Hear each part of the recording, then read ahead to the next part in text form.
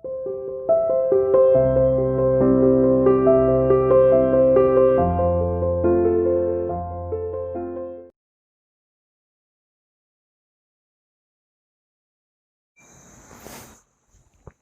Student, welcome to CR international online classes.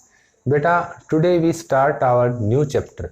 हम आज एक नया चैप्टर स्टार्ट करने जा रहे हैं। चैप्टर का नेम है खनिज एवं शैल, यानी मिनरल्स एंड रॉक्स। की खनिज और चट्टानें यानी मिनरल्स एंड रॉक्स के बारे में जो तत्व है वो प्रकृति की मूल रचना है, और मूल रचना है। संपूर्ण पृथ्वी का निर्माण विभिन्न प्रकार के तत्वों के संयोजन से हुआ है। यानी संपूर्ण जो पृथ्वी है उसका निर्माण है जो विभिन्न प्रकार के अलग अलग जो तत्व पाए जाते हैं उनके संयोजन होने से ही पृथ्वी का निर्माण है वो हुआ है।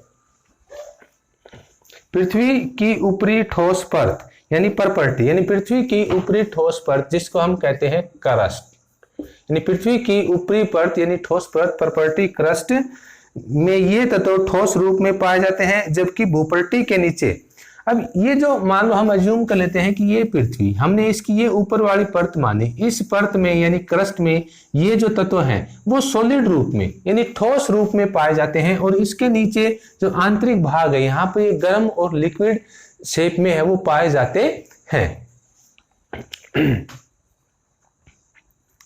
प्रॉपर्टी के कुल भार का 98.6% 8 मुख्य तत्वों के कारण है। यानी प्रॉपर्टी के कुल भार का 98 पॉइंट यानी प्रॉपर्टी के जो क्रस्ट है इसके कुल भार का 98.6% है, यानी 8 मेजर जो तत्व हैं इनके कारण है। अब ये 8 मेजर तत्व कौन कौन से हैं, जिसमें पहला है आपका ऑक्सीजन।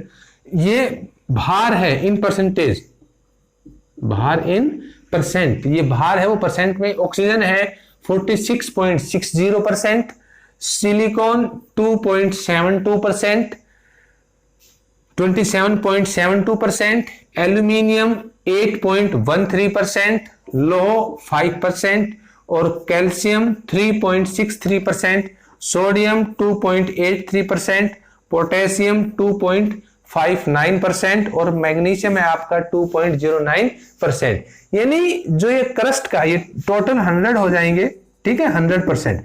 यानी क्रस्ट का जो 98.6% जो भार है वो इसमें ये 8 मेजर तत्व हैं। इन तत्वों के भार के कारण ही क्रस्ट का वेट है वो है। इसके बाद आता है आपका मीनिंग ऑफ मिनरल्स, यानी खनिज का अर्थ एंड डेफिनेशन। खनिज प्राकृतिक रूप से मिलने वाला वह पदार्थ है या वह तत्व है जिसका अपना एक निश्चित भौतिक रासायनिक संगठन है वो होता है, यानी उसका अपना एक फिक्स भौतिक रासायनिक संगठन है वो होता है। A mineral is a naturally occurring substance having an orderly atomic structure and a definite chemical composition and physical properties, और उसकी एक डेफिनेट केमिकल कंपोजिशन एंड उसकी फिजिकल कैरेक्टरिस्टिक्स हैं वो पाई जाती है। यानी खनिज प्राकृतिक रूप से मिलने वाला वह पदार्थ है जिसका अपना एक निश्चित भौतिक रासायनिक संगठन है वो होता है। अब नेक्स्ट आती हैं खनिजों की विशेषताएं यानी characteristics of mineral.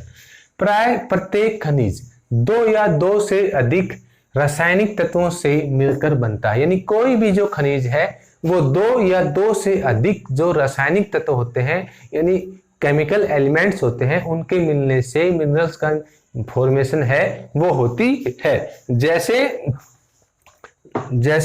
Quarter silicon व ऑक्सीजन से मिलकर बना है, इसी प्रकार कैल्शियम कार्बोनेट कैल्शियम कार्बन और ऑक्सीजन से बना रासायनिक यौगिक है। अब इसमें देखो कुछ खनिज एक ही तत्व से बने हुए पाए जाते हैं, जो कुछ खनिज होते हैं वो एक ही एलिमेंट से उनकी फॉर्मेशन होती है, जैसे सोना और चांदी। अधिकांश खनिज ठोस, जड़, अजैव अथवा अकार्बनिक होते हैं।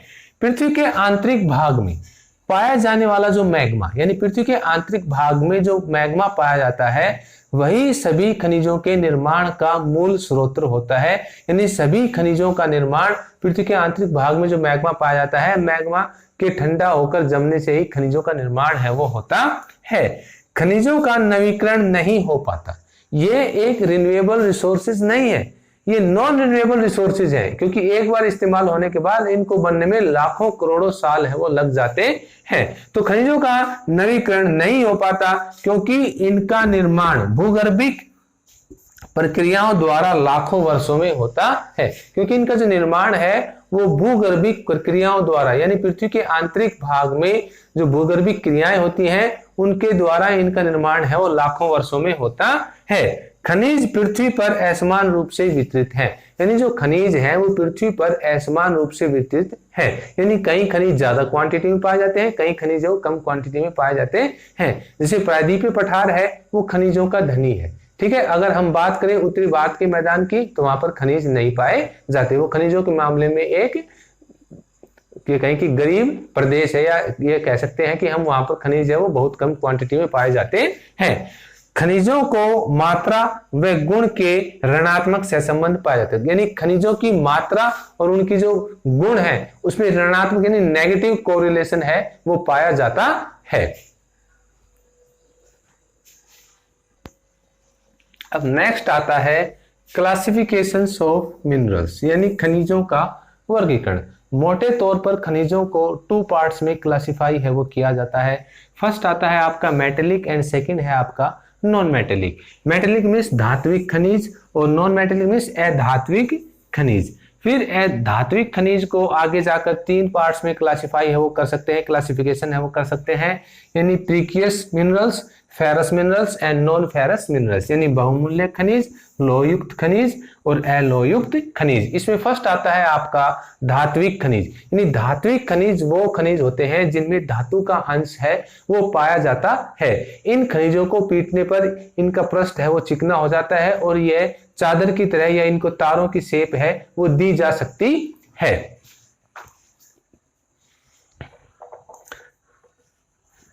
ये अघात वर्ग होते हैं, अर्थात इनसे प्राप्त धातुओं को पीटकर चादर, तार इत्यादि विभिन्न आकारों में ढाला जा सकता है। अब धात्विक खनिजों को आगे फिर 3 पार्ट्स में क्लासिफाइड करते हैं। बहुमूल्य खनिज, इसमें सोना चांदी है वो बहुमूल्य खनिज आते हैं। लोहयुक्त खनिज, यानी लोहयुक्त खनिज वो खनिज होते हैं जिनमें लोहे का अंश है वो पाया जाता है, यानी इन खनिजों में लोहे का परसेंटेज है वो पाया जाता है।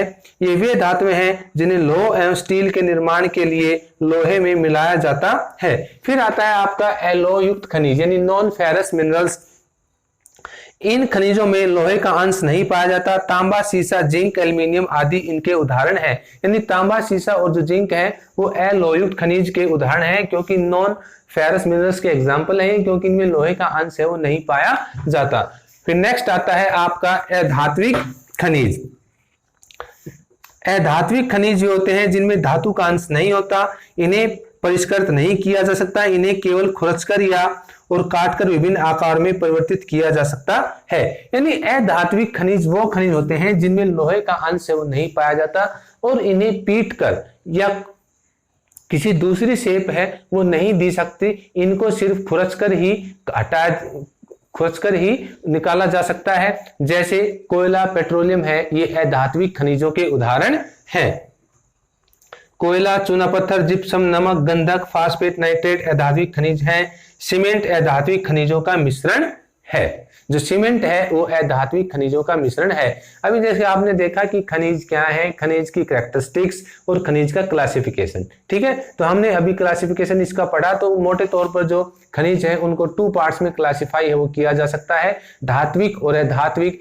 धात्विकों को फिर 3 पार्ट्स में आगे क्लासिफाई किया जा सकता है, बहुमूल्य खनिज और लोहयुक्त खनिज और अलोहयुक्त खनिज।